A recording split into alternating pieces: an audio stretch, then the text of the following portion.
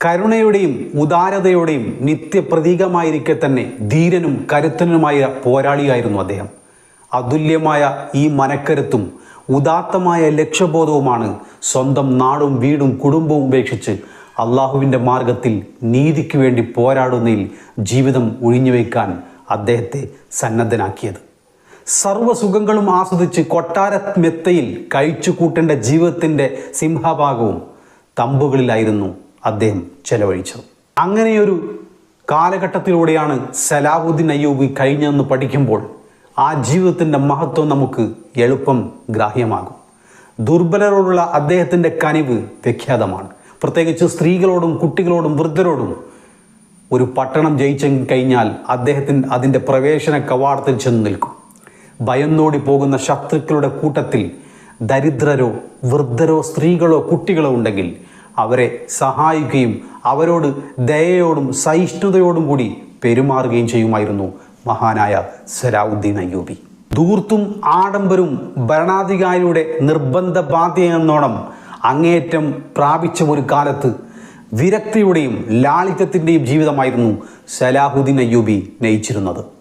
രാജാക്കന്മാരുടെ അനാവശ്യ പ്രൗഢിയും ഗാംഭീര്യവും വെടിഞ്ഞ അദ്ദേഹം യഥാർത്ഥ ജനസേവകനായി ഭരണം നടത്തി.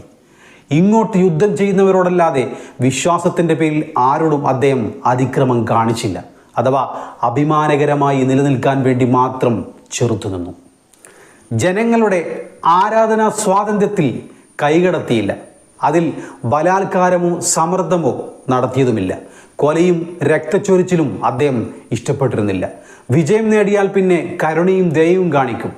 ബന്ധസ്ഥരെ വിട്ടേക്കും, അവരോട് വിട്ടുവീഴ്ച കാണിക്കും. ഇതെല്ലാമായിരുന്നു അദ്ദേഹത്തിൻ്റെ സ്വഭാവങ്ങൾ. മറിച്ച് യൂറോപ്പിൽ പ്രചരിക്കപ്പെടുന്നത് പോലെ കഠിന മർദ്ദകനും രക്തദായുമായിരുന്നില്ല സലാഹുദ്ദീൻ അയ്യൂബി. ആധുനിക ഇസ്ലാമിക ചരിത്രത്തിൽ ഹിത്തീൻ യുദ്ധത്തിന് വലിയ പ്രാധാന്യമുണ്ട്. നൂറ്റാണ്ടുകൾ കൊണ്ട് മുസ്ലിങ്ങൾക്ക് സാധിക്കാതെ പോയ ഖുദ്സ് വിമോചനം സലാഹുദ്ദീൻ അയ്യൂബിൻ്റെ നേതൃത്വത്തിൽ സാധ്യമാക്കിയത് ഈ യുദ്ധത്തിലൂടെയായിരുന്നു. 12,000 പടയാളികൾ മാത്രമേ ആ ദിവസം സലാഹുദ്ദീൻ അയ്യൂബിൻ്റെ കൂടെ ഉണ്ടായിരുന്നുള്ളൂ. ശത്രുപക്ഷത്താവട്ടെ 63,000 കുരിശ് പോരാളികളും.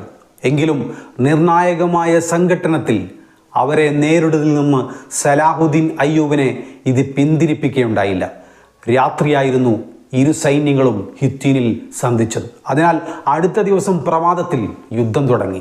ഹിജ്റ 583 റബീഉൽ അവ്വൽ 24 വെള്ളിയാഴ്ച, ക്രിസ്താബ്ദം 1187 ജൂലൈയിലായിരുന്നു അത്. 2 ദിവസം ഘോരമായ യുദ്ധം തുടർന്നു.